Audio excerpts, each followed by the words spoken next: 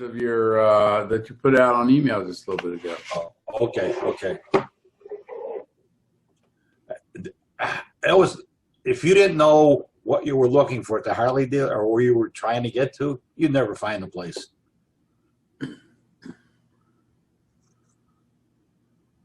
At least they were friendly, sound like. Yeah. But they were very nice. I didn't know what to expect because, some of these biker places can be interesting. Yeah. Well, it's probably unusual for them. Plus, remember, they're trying to sell electric motorcycles, too. Well, actually, out in front, the guy came out and parked out in the front with some kind of roadster of a brand I never heard of and an electric one. And he said, why don't you go on in and talk to one of the sales guys and take the thing out for a ride? Was it a Zero? Yeah. Huh? Yes. Yeah, they're the biggest seller of electric motorcycles in the country. They've been around for No. It was the Harley model. Oh, the Harley electric? Yeah. Yeah, the live wire. Oh, Live wow. wire, that's what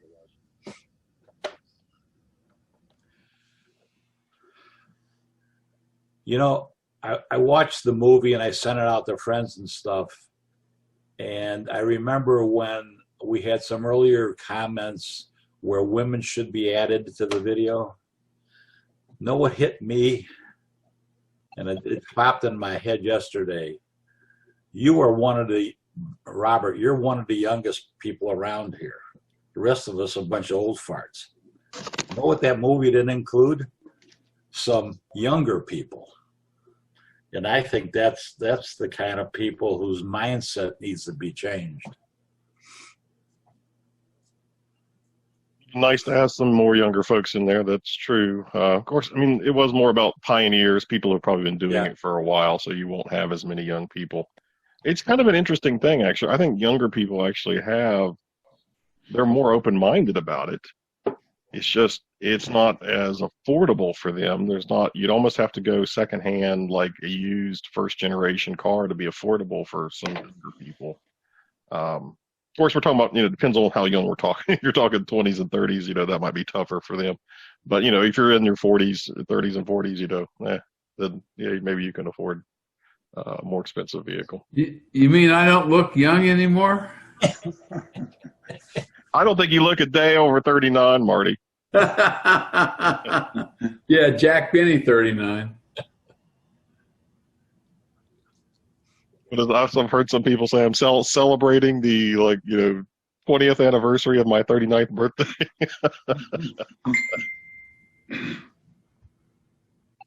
Let's see, we got Larry on. Larry, I thought you were going to make it. Well, my daughter was supposed to have closed on the house Thursday, and much to her chagrin, the seller delayed it.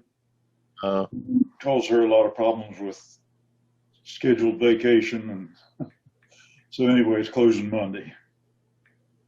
Yeah, knock on wood.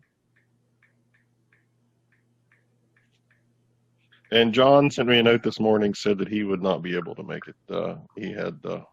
He is doing a 3-hour Zoom session in Spanish.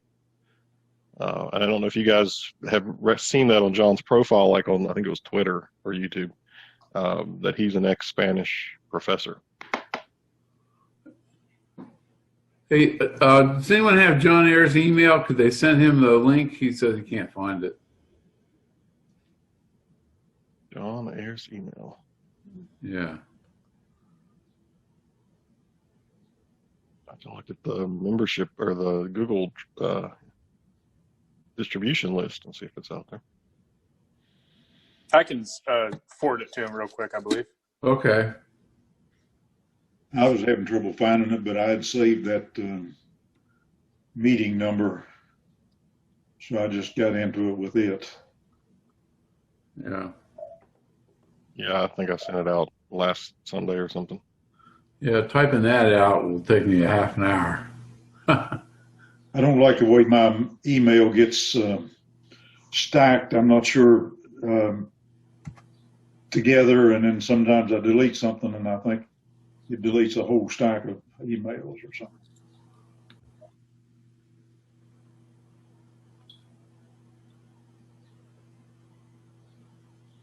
Taylor, you said you had it. You could send it.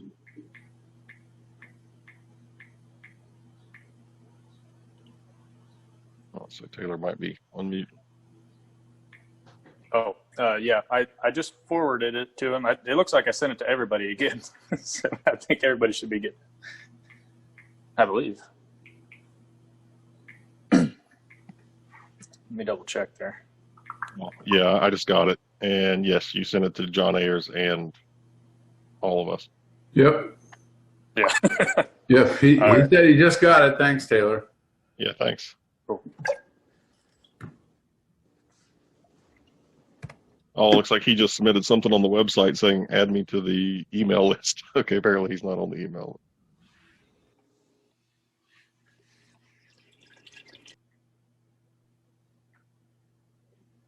All right, guys. Well, it's a couple minutes after.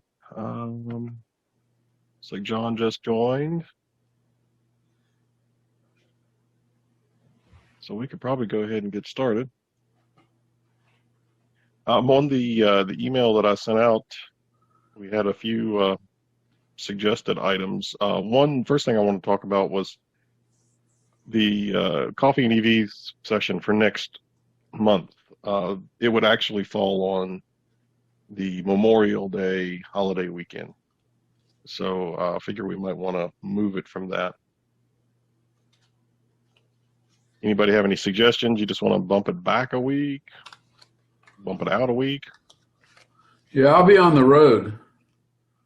So I may have difficulty calling in. We're starting our big Western that weekend. If it was the 22nd, would you be available then? Oh, I think so, yeah. So if we bumped it back to the prior Saturday, May 22nd, which is, close to this date, a month out from this date. Okay. If there's no objections, why don't we just say we're going to move it to May 22nd, and I'll send something out about that. All right, cool. Charging infrastructure updates. Anybody have anything they want to add in that department? I think, Jim, you sent out that note this morning, so appreciate that, about the new Deep Creek station, and you said they finally had some signage up, so that's good. Did you have a chance to use that station? Did it work for you okay? No, we had my wife's car on that trip because it was cold enough and I didn't want to take a chance. I didn't get it charged up enough. Okay. But the sign on it said 4-hour max. Is it just one plug? No, there were what? 3? Oh, there were two, weren't there? That's right. No. 3 or 4. Oh, wow. I'm going to be taking a trip to Baltimore to see my grandson for the first time. And so we're going to stay overnight at Canaan Valley State Park, which we can get to in a single charge, and then I'm going to try not to be fully charged in the morning because we then want to drive up to Deep Creek to McHenry and look at that one. And then we'll be going across the Interstate 68 and 70. So we may stop at Hancock and look at the new one there. We saw the older one. And then we'll probably get right on into Maryland. And we'll stay at a Hampton that has charging. But once you get, past Deep Creek, I mean, there's Hagerstown and bunches of them there. Frederick, there's 3 fast chargers there, and then there must be 80 of them in the Baltimore vicinity. When are you coming up? I'll report. When are you coming up? Oh, I'm coming over we'll leave the 13th, which is Thursday, and stay that night at Canaan Valley, and then on Friday get on into Baltimore. I'm only minutes away.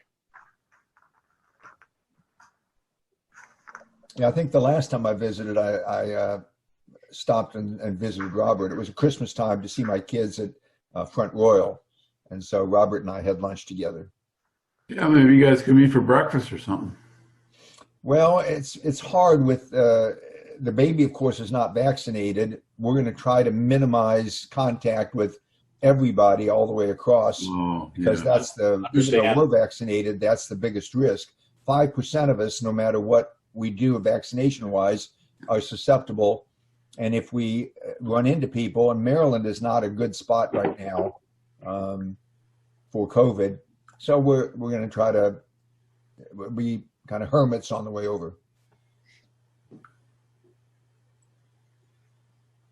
Speaking of other charging locations, we did hear back from the Elkins folks, Jim, and sent them some information. I haven't heard anything recently from them. Marty, I don't think have you seen anything? No, and I need to call the city of Charleston, see what they decided. And has anybody been to Lewisburg and see if they put in the charger, the connections that Chip gave them? They already had 2, and they're supposed to put in 2 more at that little park there, block from Main Street. John would probably be the best one to know, and he's not on today. The new Barboursville Public Library is going to put in one, and I got a notice from them recently, and they said if they have any kind of a opening day of it, they'll invite the WVEAA if we have anybody that wants to pop over there and be a part of their opening there. And I think they're getting it from Chip.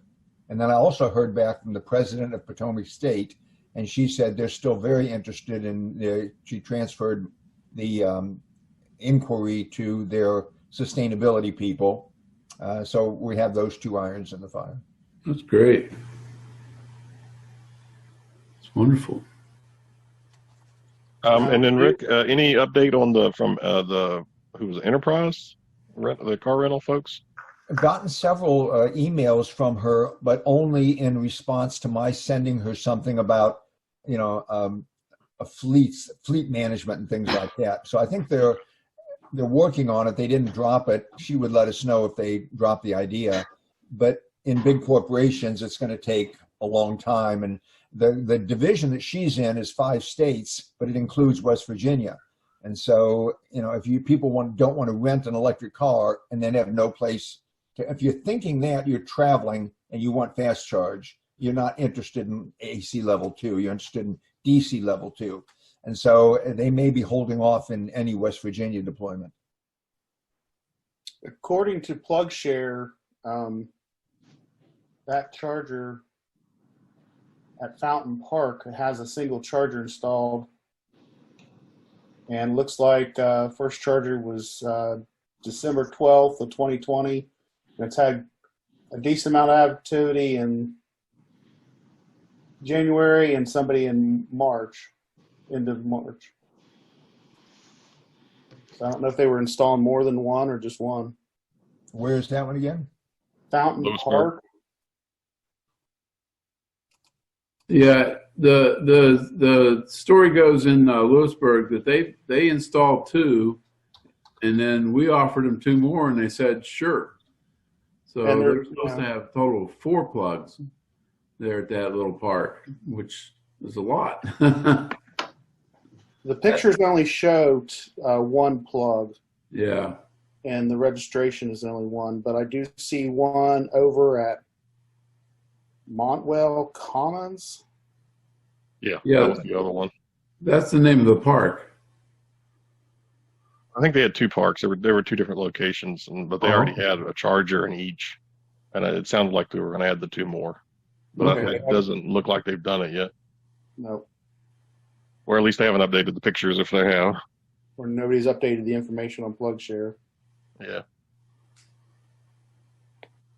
All right. Well, that's, I can't think of any other charging information. I think everyone probably saw some of the emails where we've gotten some good, behind the scenes information that says the state may be doing more than just Tamarack and the Capitol complex in other cities, but we really can't, get into that right now. But, and of course, it's government, so take it with a grain of salt, but, hopefully by the end of this year, that would be nice.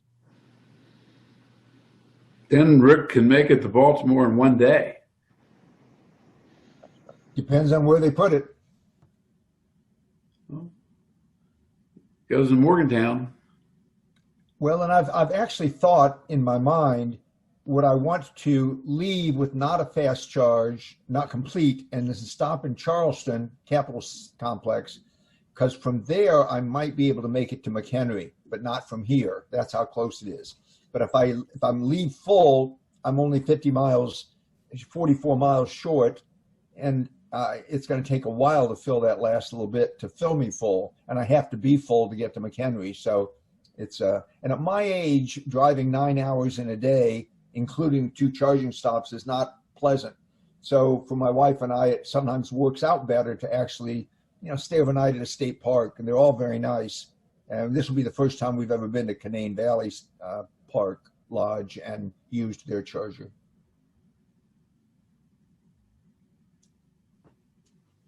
Cool. Anything else on charging updates or anything else anyone's heard? Any other organizations that we should try to approach with the offer for free charging?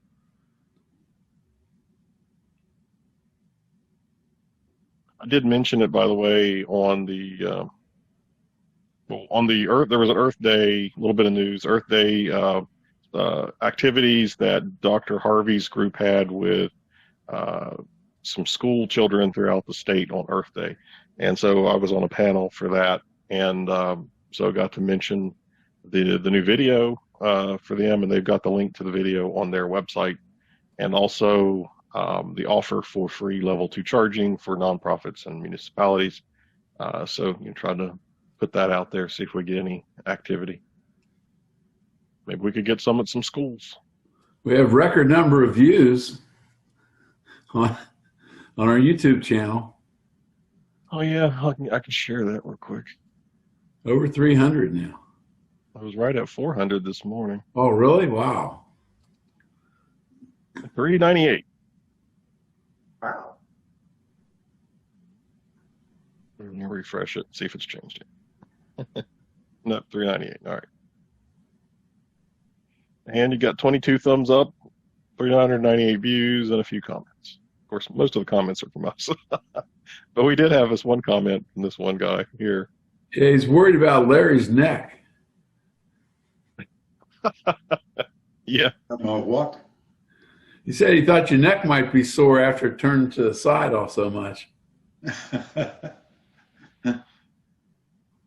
But yeah, it seems like it's gotten some pretty good, traction. And Electrek ran it in their daily brief, so that was nice of them. I reached out to them, and they contacted me back and said they would do that. So yeah. There's a podcast called the Daily 304, and I'll send that video over to him. I didn't think about that until just now, but he actually shared a newspaper article on me, and I messaged him and thanked them. But so yeah, I'll send that their way. Great. Yeah, appreciate it. All right. Any other Earth Day things that we want to talk about or share? Anybody have any updates? I know I was involved with that one session. Anybody else get involved with any activities Earth Day related? I'm scheduled to go to Columbus this afternoon, but I don't know if it's going to happen for an Earth Day event. Cool. I saw that too, but with no rides and wearing masks the whole time, I didn't figure I'd learn a whole lot, so decided not to drive up there. Oh, speaking of Columbus, that does remind me. The Rick, she knows you. What's her name? It looked like Myra, but not quite Myra. Yeah, I know the one of the officers in the Drive Electric Columbus. Yes. Myra. Maybe she pronounced. I'm not sure how she pronounced it, but it was like MRYIA or something. Yeah, something strange. So she reached out to me. Apparently, she had been in contact with Autumn Long at Solar United Neighbors, and she reached out to me about possibly doing some, something joint together. And of course, we said, after the pandemic settles down a bit more, maybe we could do something in person. But before that, I told her that we had done some virtual stuff with Knoxville, kind of swapping back and forth and talking about what we're each trying to achieve. And so she was open to that, and so we're shooting to have them maybe as a guest speaker, have her as a guest speaker next in May, if that works out. Be cool. Yeah.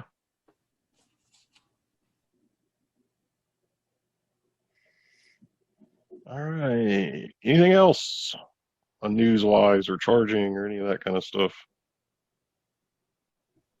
Well, I've got my route planned out for my 4,000-mile round trip vacation. I'm probably going to have 45 charging sessions along the way. Keep a log, make a diary, and then just put in the highlights, just 1 or 2 sentences each night. Cool. The 4,000 miles is a significant trip. Yeah. The toughest place to get to is going to be the Grand Canyon. There are no Tesla superchargers from where I'm staying to the Grand Canyon and back, and it's a little like 260 miles. So I'll need to charge somewhere along the way. They have destination charging there? Not at the canyon. There's a town about 60 miles away, Kanab, and they have some DC fast chargers, some Chatamos. That's why I'm going up to borrow. As soon as this is over, I have to run up to Parkersburg and borrow John's Chatamo adapter.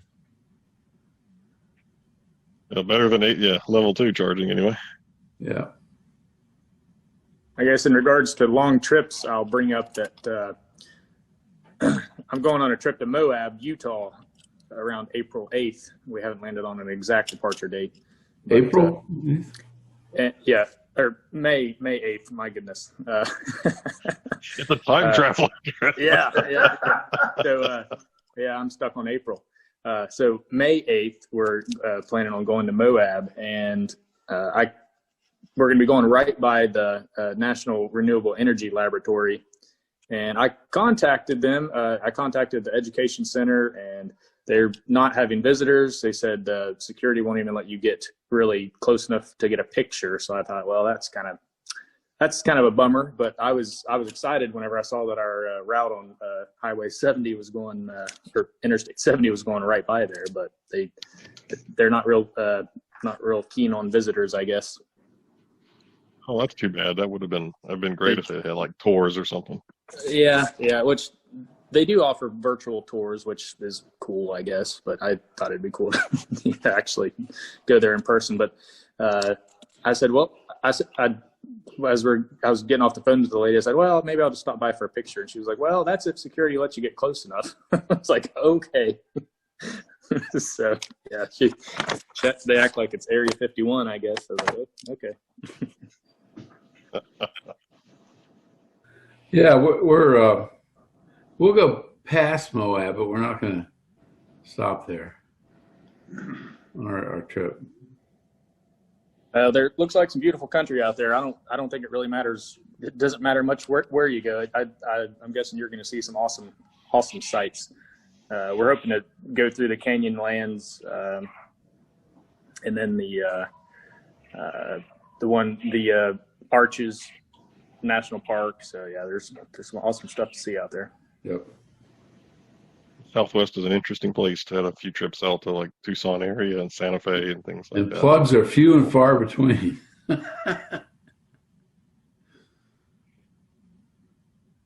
did All see right. an article that said the first charging roadside for trucks has opened up. I can't find the location. I don't know if it's the Daimler Chrysler one.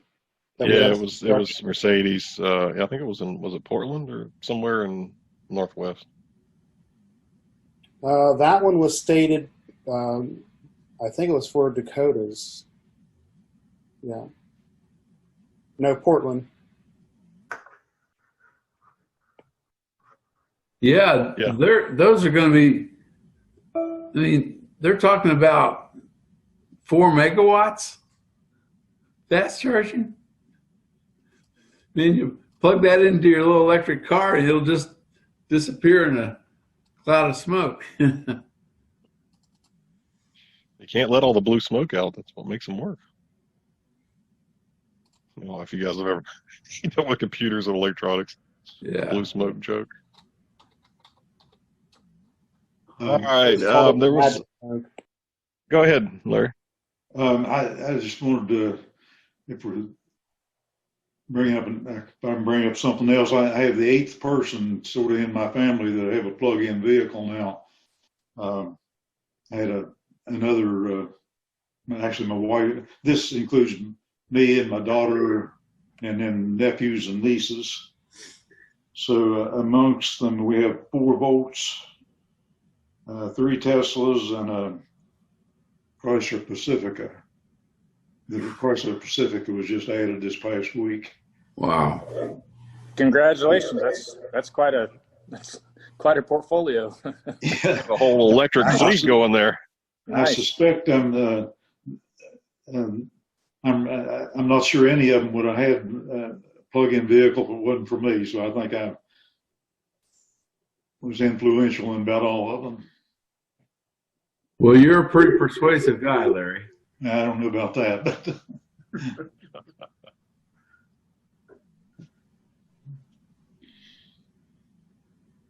Everyone see the email about the DC events? I mean, I don't know if anyone could make those. And I'm close, and I don't think I could make them. But there were some electric vehicle focused events coming up in DC. I don't know of any other events that might be coming up that might be of interest or anyone could attend.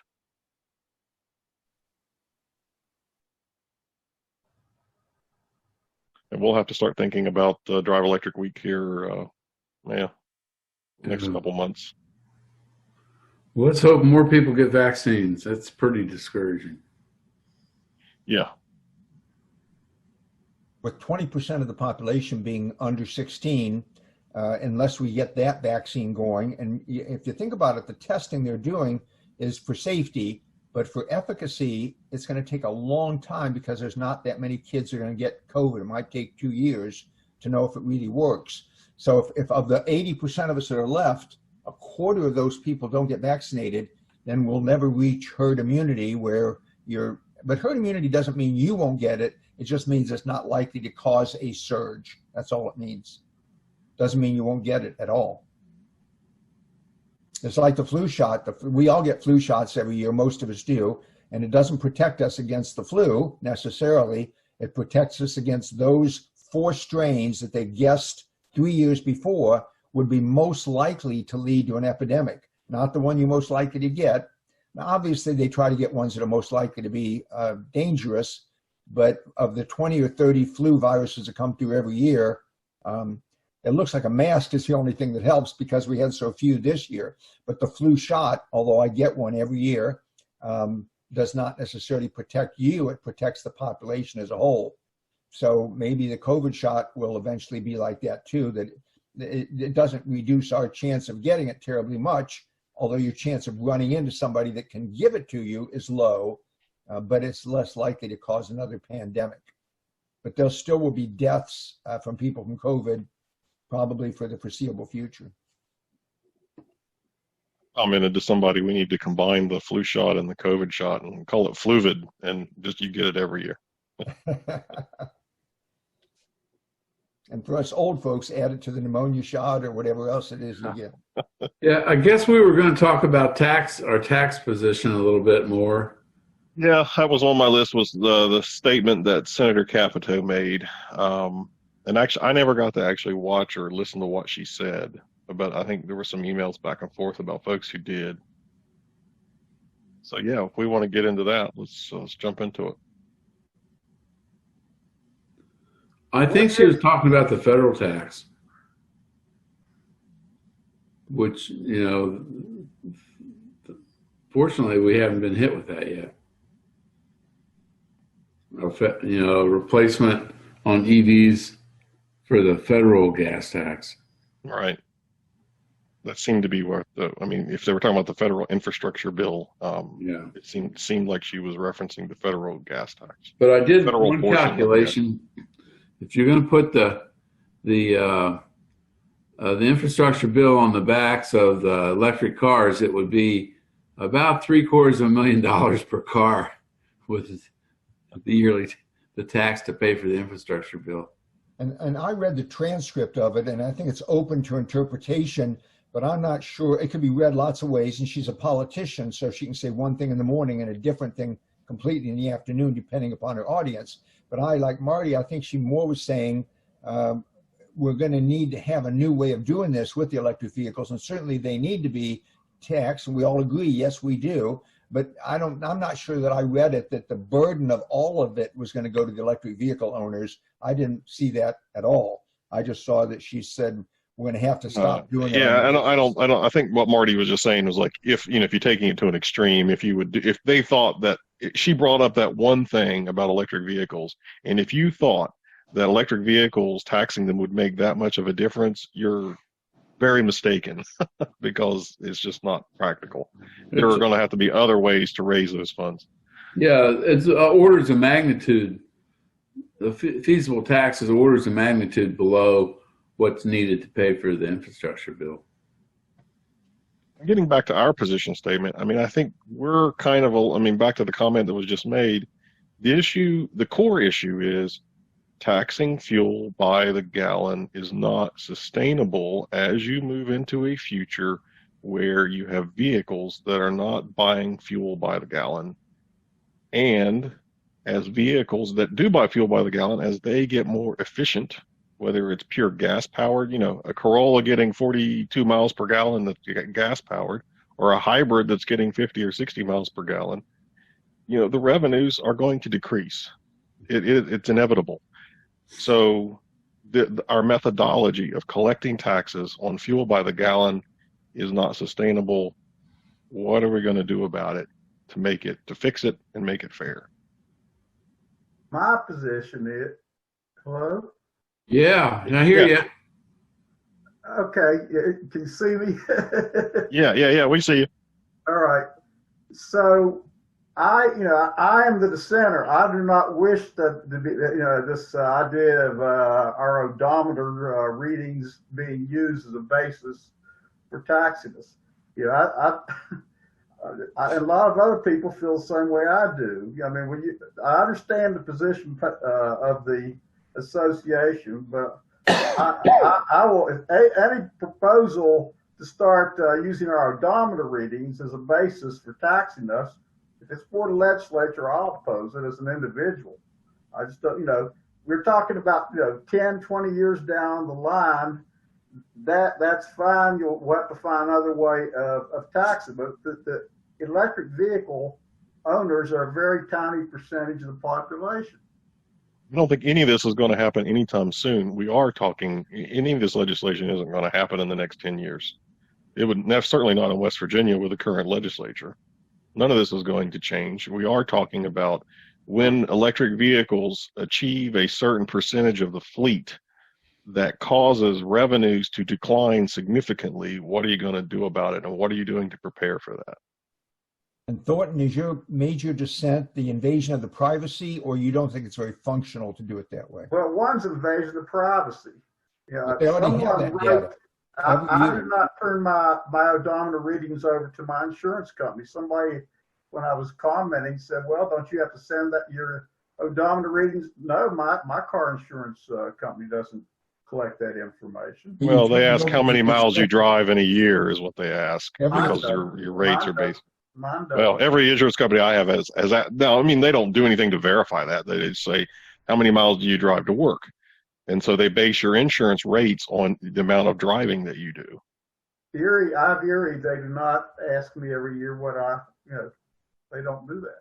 But the inspector does. When you get your car inspected, they write down the odometer reading. Every time you take your car for any type of service, including the inspection, they take the odometer reading. Right. So who has it? My Toyota dealer. Yeah. Somebody else has it. I think maybe we could add something in, Robert, could consider.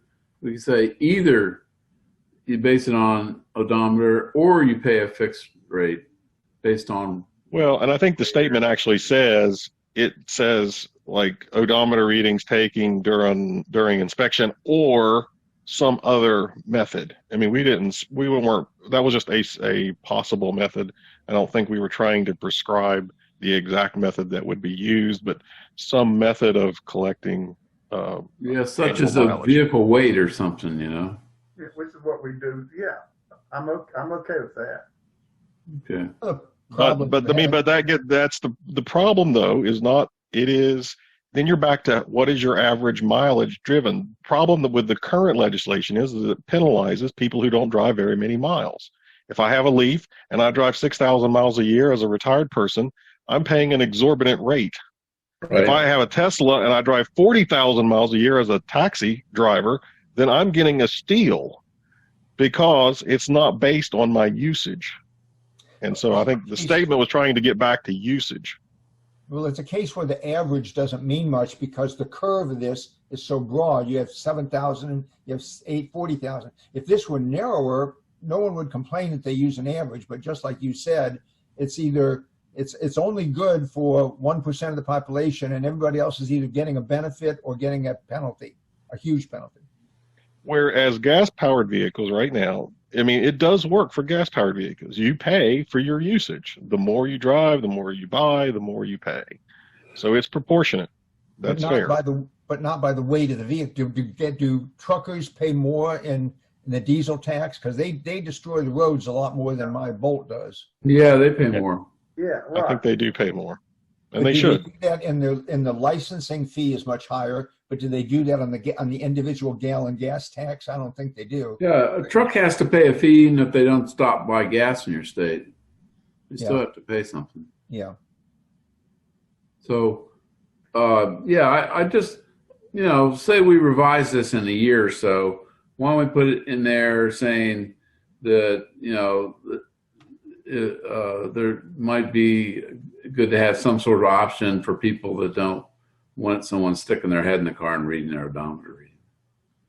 Yeah, the second problem is that's if you use an odometer reading, if you do most of your driving out of state, West Virginia, for West Virginia to tax you for your total driving in the United States in a year, I mean, in terms of your odometer reading, it's not reflective of what you actually, Oh, and I agree. That is a challenge. That is certain. And I mentioned that in the statement about I live in the Eastern Panhandle and I drive to D.C. The roads that I'm using are not West Virginia roads. If I commute to D.C. every day, like a lot of people do out here, I mean, I'm barely driving in West Virginia at all. But the concept is that an equal number of people from those other states will be driving, but I'm not sure that's true. That will not be true. There's not for West Virginia. That we go to Ohio for from the Huntington area, but they all from Kentucky and Ohio come here, so they use up our roads, but they don't pay any of our road tax. Yeah, we get them if they buy gas. Well, turnpike, tolls, you get them, and if they buy gas in the state by traveling through the state, then they're paying gas taxes.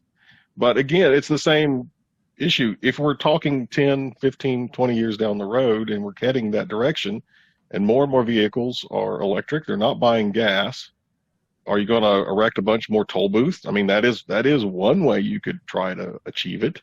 Yeah, but they're buying electricity. Why not, when you DC fast charge, why not put a tax on that amount of money that you pay, or the amount of kilowatt hours that you got? Just tax that, and then no matter what state you're in, if you drive to D.C., you're going to be charging in Virginia more often than you are charging in the Eastern Panhandle. Well, no, actually that still doesn't work in that situation, because if I drive to D.C. and back every day with electric vehicle, I will never charge out of state. I'll always charge at home. But you're paying tax on that at home.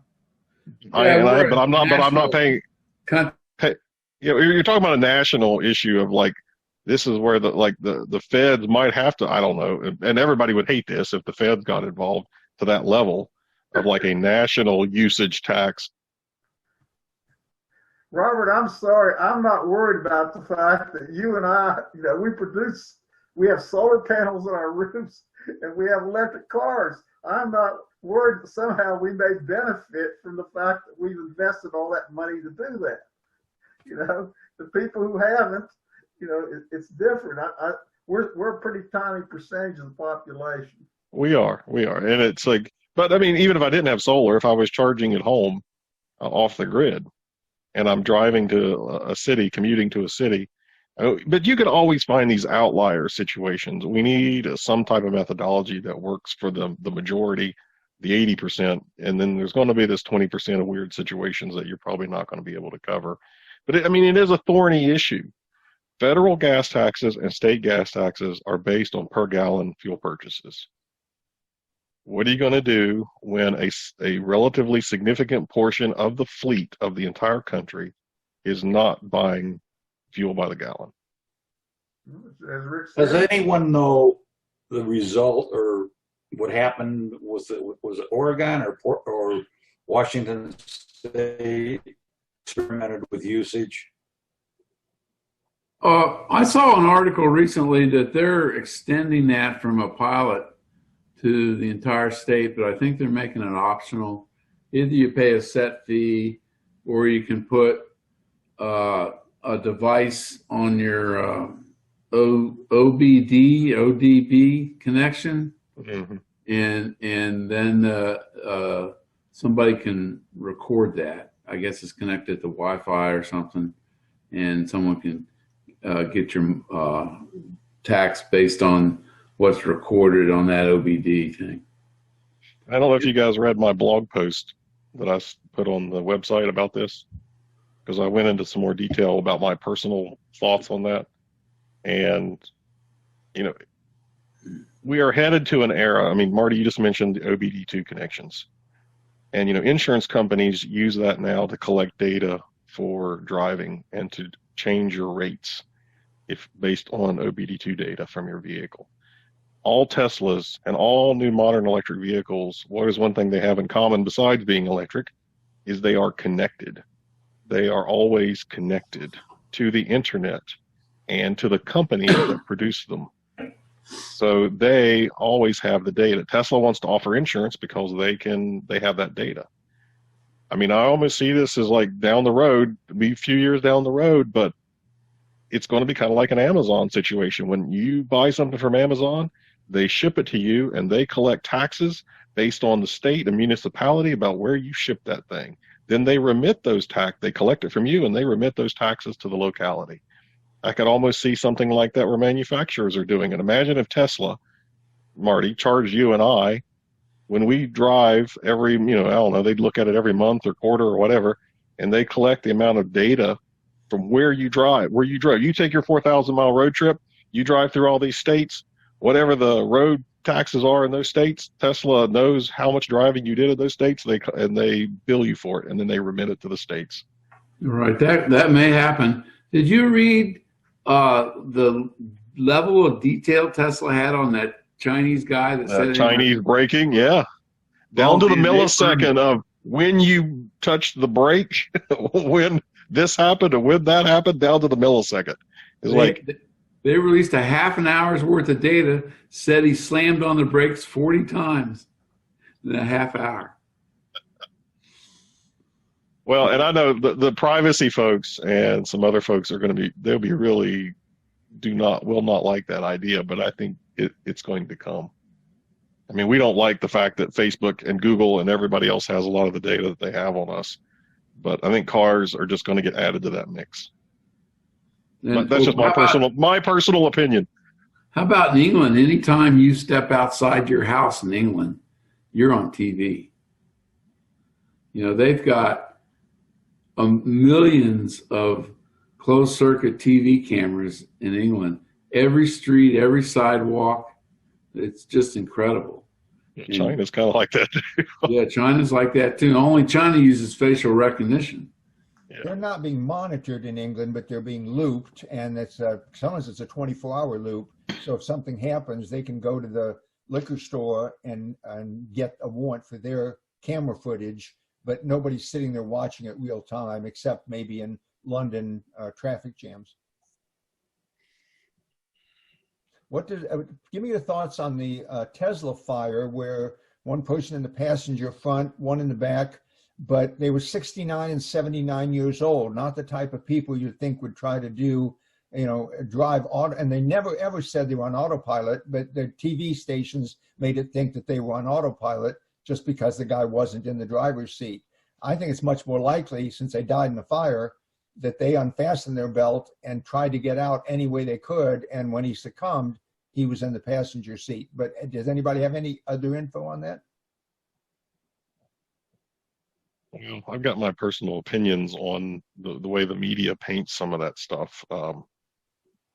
To even use autopilot in a Tesla, you have to agree to a bunch of things that I'm not going to do stupid things. And then was it Consumer Reports or one of those places came out with their little report about, well, if you fasten the seatbelt and get out of the seat, and then you tie a weight to the wheel, and you do all these things to defeat the safety mechanisms, and you've ignored all the warnings that you said you would not ignore, and you do something stupid and kill yourself, then I mean, it's a tragedy. Of course it is, but I can't blame the manufacturer for that. If you've defeated all the safety mechanisms. It's the loss. Tesla just won a permission from the FCC to put radar inside the car.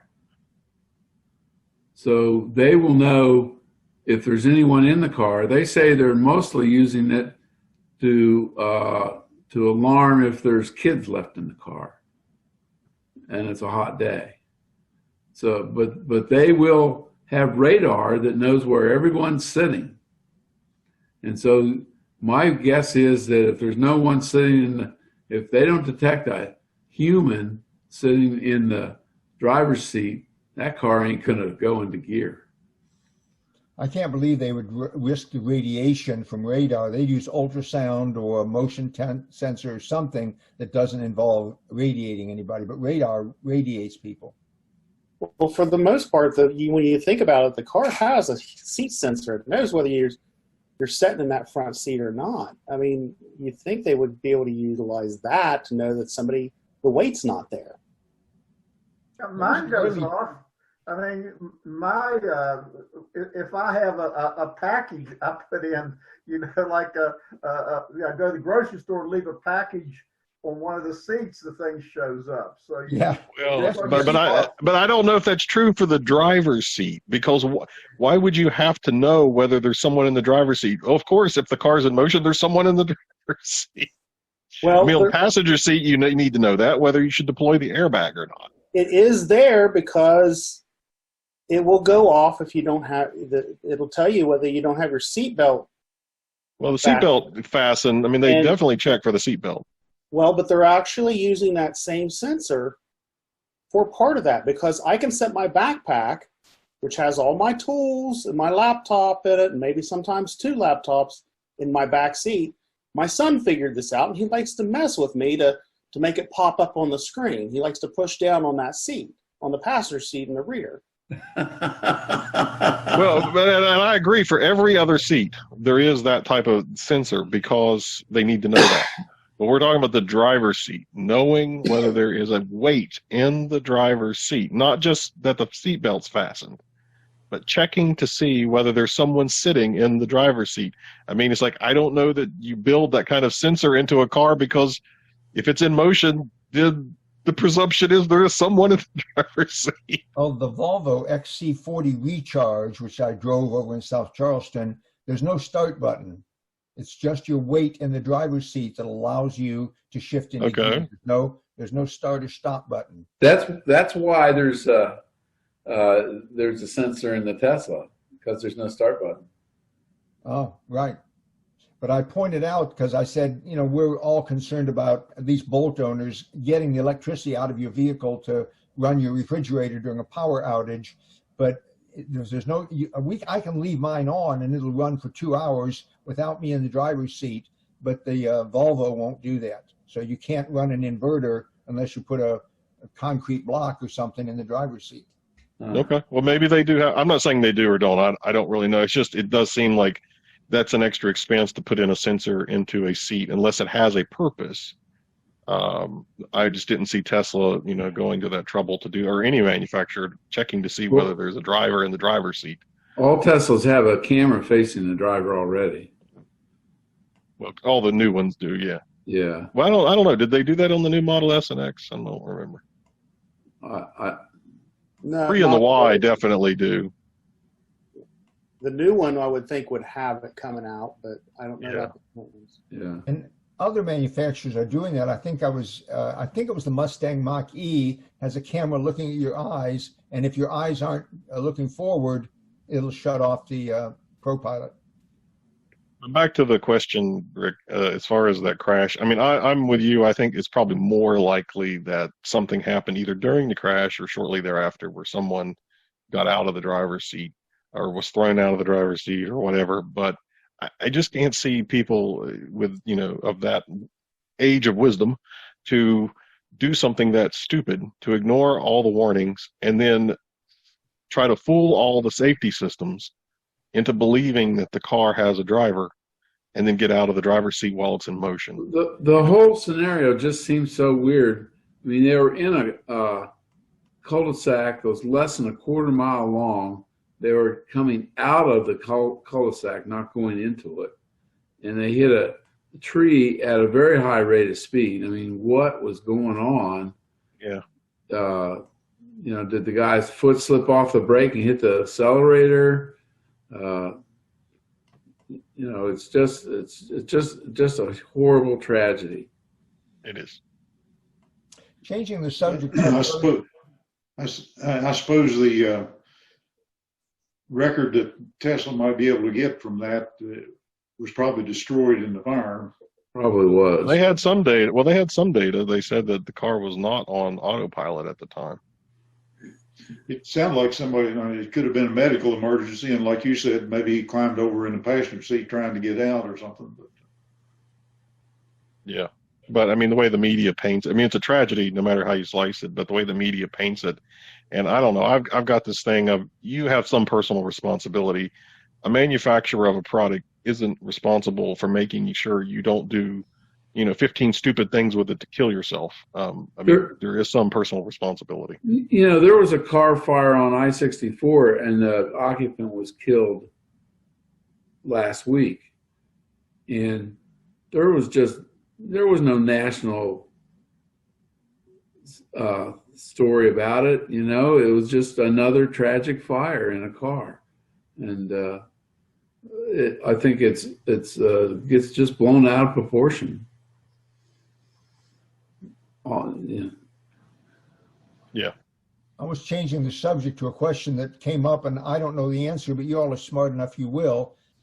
How does an electric vehicle's accelerator pedal work? What are we changing when we push down on that? We're not changing voltage or amperage, I don't think. Is it something in the timing mechanism, the rotator that says allow it to rotate at a certain speed, and you're allowing that to go up to its maximum speed when you push what does it do when you push an accelerator in an electric car? Why do we go faster? Come on, Marty, One of the electrical engineers. And it is changing the amperage. Well, it'd be a variable resistor. I mean, that's the input to the computer, so you're just changing a variable resistor signal that's like to the computer. If you have a ceiling fan with continuously variable adjusting, it's a rheostat in there, and then that is the resistance. But in the case of the Tesla, I mean, I don't think any modern vehicle, I don't think the accelerator pedal is not directly connected to any of that. It's connected to a computer, and you're changing a sensor that tells the computer that you are requesting additional power, and then the computer decides whether you should get that power or not. And then, of course, usually you would, but if other circumstances, like you've got your foot on the brake, well, then I will ignore what you're doing with the accelerator pedal because that's not correct. Or there's a kid standing in front of you, the Tesla, yes. He won't run over. There's a new car coming out this fall, the Hyundai Ioniq 5, and I watched a video on it, and you change gears with a little twist knob, just like you do your windshield washer. And so the guy's driving down the road. He says, I'm going to switch into reverse. It just ignored him, but it said, bing, bing, bing. And when he went into neutral even, it wouldn't let him go into neutral, but it wouldn't let him go into reverse either. Well, the Tesla's like that. And I had a gasoline car that was like that. I tried to shift into reverse when I was going forward, and it just went into a second neutral. It said R, but I was in neutral. I could push the gas and it wouldn't go anywhere until I recognized what I'd done wrong. Now, see, those are legitimate, things that, you know, a manufacturer should be able to foresee accidental engagement of a gear and prevent you from doing those kinds of things. But, you know, if you go through and file down the safety mechanism so you can shift into reverse while it's in drive, and you do all these things to defeat features, it was like, you know, I just don't really have any, I can't really fault the manufacturer for that. My John Deere tractor didn't do that, right, Ralph? Hey, Taylor, where are you located exactly? I drove down that road from Ripley to Millwood today, and I don't see any solar panels anywhere. If you're right at about a mile from the last stoplight there in Ripley, on the left. Now, my carport is facing south, so that you're not going to see them. You're not going to see the top of them. Okay. You're actually looking at the back of the carport.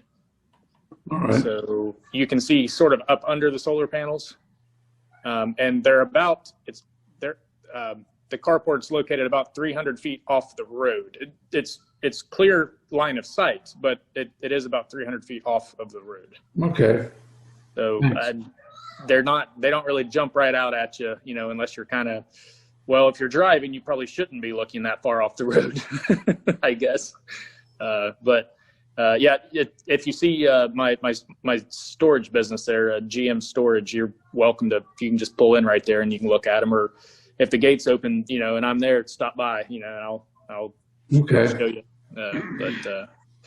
Yeah, it's not. Hey, any update, Taylor, on getting to like a charging connection? Well, I'm really apprehensive about it because of all just as quick as the technology is changing.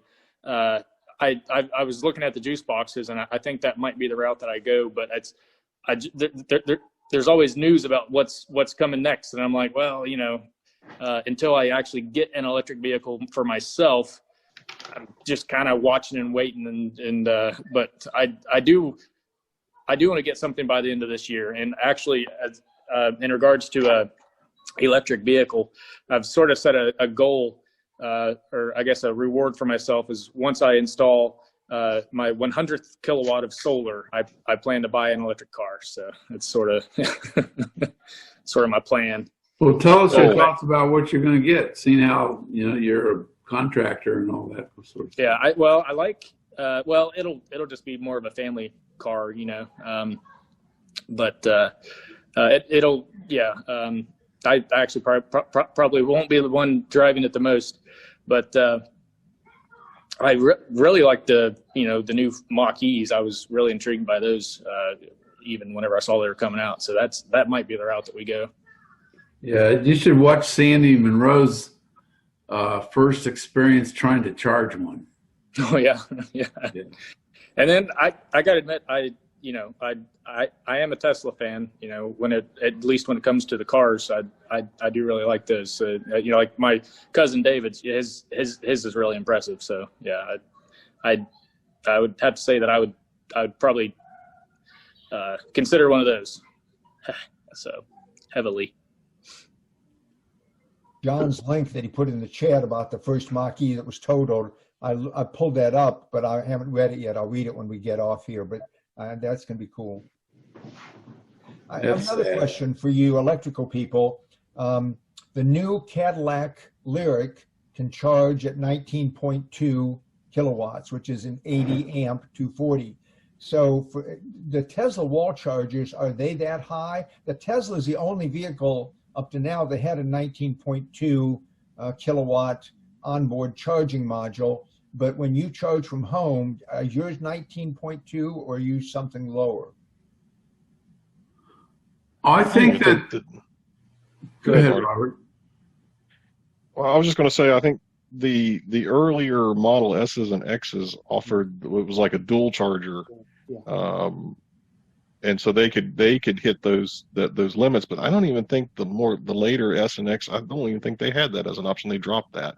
Yeah. So I think all the modern Teslas are limited to, I think it's 11 kilowatts. Yeah. And I wonder, as a marketing tool for Cadillac, if you're going to put this, 80%, 90% of your charging's at home, you're going to have to put in an 80 amp circuit to run that at 19.2. 100 amp.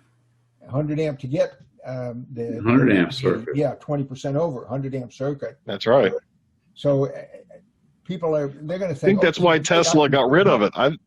Tesla, I mean, it was, I think in the S and X when Tesla offered it, it was an extra cost option. And I think basically the uptake on that was probably not all that great. So that's probably why they dropped it.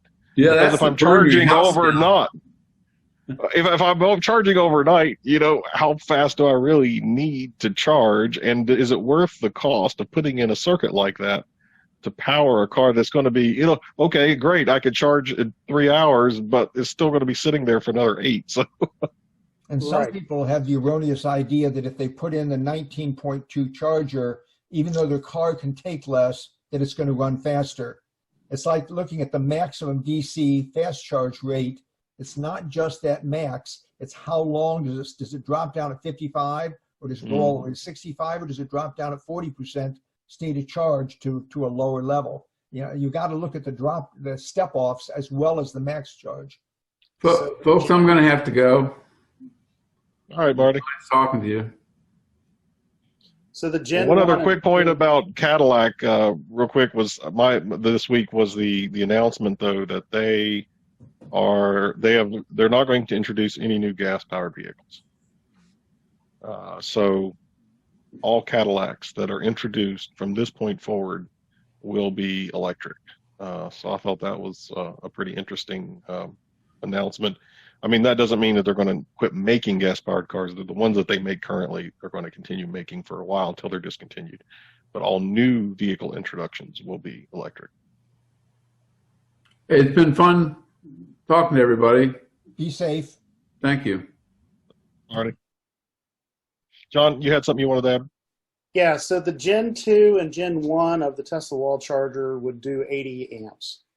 The Gen 3 will do 48 total. So the Gen 2s and Gen 1s are still sought after for people who already have one that wanted to daisy chain. I actually just went over to Virginia and picked one up last Saturday, Gen 2. So I could be able to have 2 charger cable locations in the garage, and eventually later this year we'll be hopefully Taylor will be installing some solar for me, and we'll have our second electric vehicle. Oh. What's the second electric vehicle? Don't exactly know yet. Most likely a Tesla, either Model Y, or I don't think I'm going to get the Cybertruck this soon, but yeah, we'll see. Okay, cool. We did purchase a Leaf that had a bad battery pack, and it was immediately returned. It was supposed to have 85% capacity, but we couldn't even get home without stopping numerous times. My wife was pretty frustrated, so it went back, and it was under the mileage warranty, but I didn't even want to deal with it after if they were even able to get the battery pack replaced by Nissan. So was it an older Leaf? Yeah. Okay. Yeah, we did that about a month ago. So yeah, those older ones, especially that had the first generation pack, were terrible. Yeah, so it was very cold that night, which did not help. I did the mileage calculation off of 85% capacity because that's what the Leaf expert at the dealership said it had, and it wouldn't even charge up to 85% capacity. It was actually underneath of it. I calculated it to be about 50 to 60% of its capacity, which it was still within the age and mileage range for Nissan to turn around and replace it. But I figured just return it, let them deal with it, and hopefully I can't even get her to drive my Model 3 yet. And I'm afraid as soon as I do, I won't get it back. So, I think Jim was having that problem with his wife driving the Bolt, but Jim, I think you made some progress. She was driving it, right? Oh, no, I did. I mean, she'll take it all the time now, unless she needs to go somewhere far.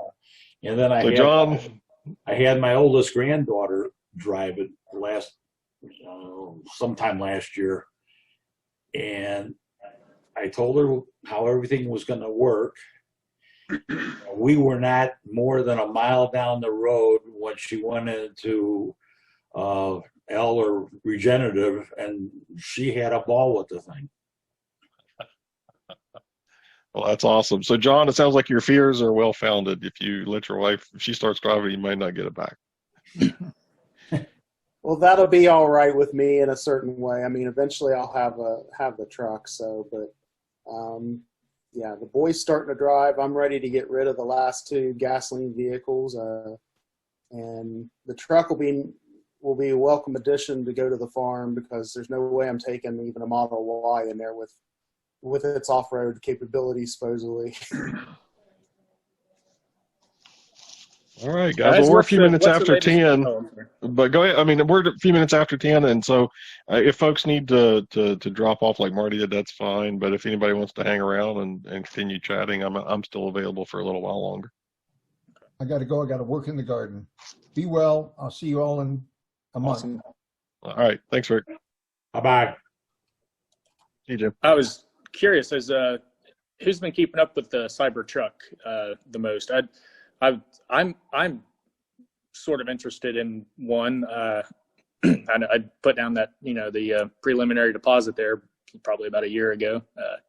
What's the latest news that you guys know on those?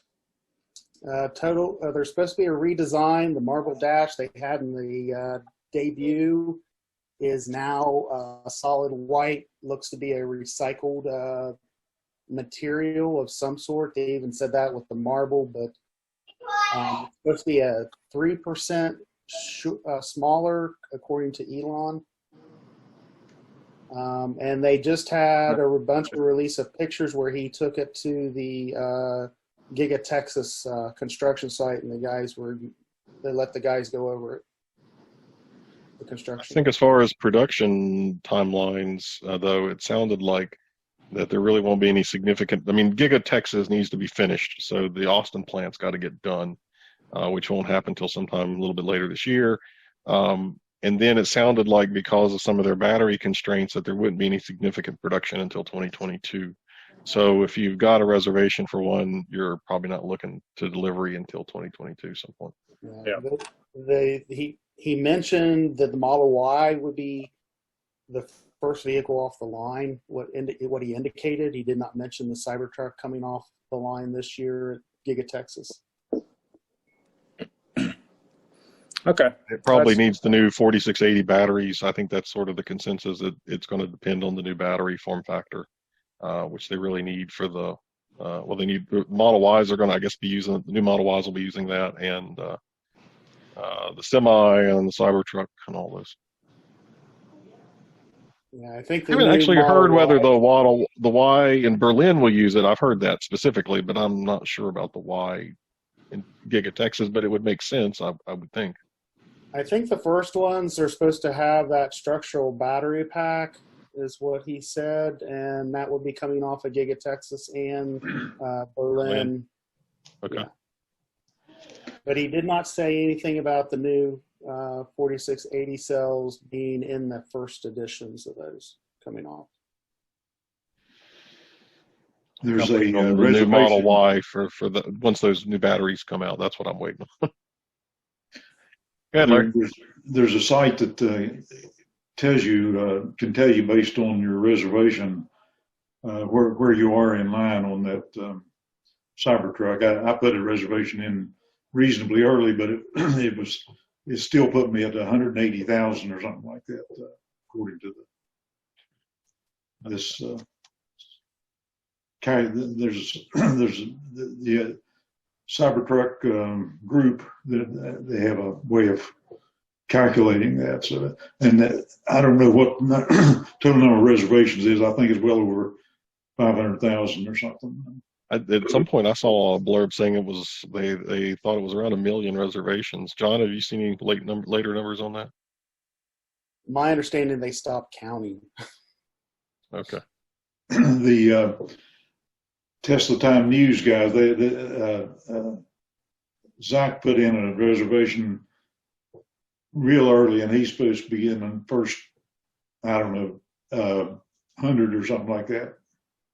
So when they start producing them, on Tesla Time News, you'll hear about his.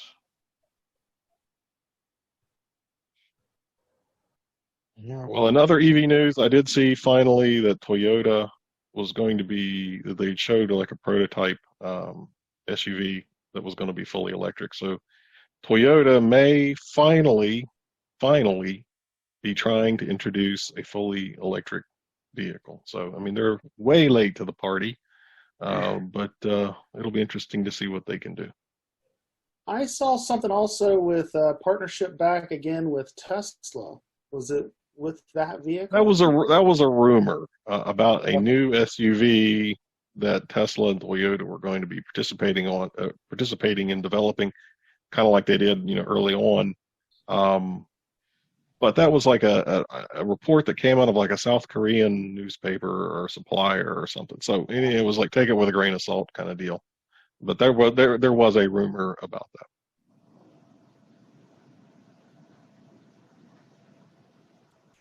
All right, guys. Anything else we want to chat That about? sounds like exciting stuff. Yeah. Yeah. I mean, that's one thing about this industry. It is still so relatively young and new that there is always something new happening, new players, new technology. Other manufacturers are finally getting on board. Volkswagen, I mean, kudos to Volkswagen. They have really been kicking butt with some of their new stuff. I mean, they're going to have their growing pains and teething pains. They're going to have to go through all the same things Tesla and others have went through. But they have really made some big investments. So kudos to Volkswagen in really getting out in front of some of this. More so than other manufacturers who are really late to the party, like Toyota and Honda and some of those players.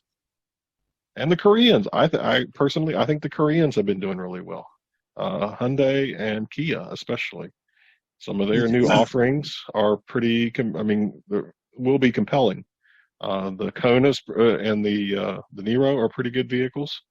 It's just the main Achilles heel of all these other vehicles, and the Mach-E is a compelling vehicle. The main Achilles heel is still charging. If you do any type of long distance driving, Tesla has the only really good long distance charging network. So that's the challenge for the other manufacturers. Did you all hear about the $4,500 car in China? You can see a review on it. It's a little boxy city car. Yeah, it had a 62 mile an hour top speed, and but it was outselling the Tesla. Yeah, in China. Yeah. In China, yeah. Yeah, China and Japan have got some of those little, in Japan they call them like KEI, little tiny like city cars. And so in China they've got some of the same thing for those, big congested cities. All right, guys, what's 10 after? Anything else? All right. I'm going to drop out, so see you all later. Good seeing everybody. Yep. I will just mention by the time we meet again, we'll have broken ground on John Everill's solar. I actually went yesterday and picked up the ground mount structure. So just waiting on a break in the weather. It's looking like a lot of rain right now. So, yeah. Well, I knew he was going to be installing one, and he's excited about it. So, yeah, I'm looking forward to seeing pictures from that installation. Yeah, we're really excited to get started, but it looks like the weather is going to be holding us up here for a little bit, so we'll see. So it's great chatting with you guys. All right, thanks everybody.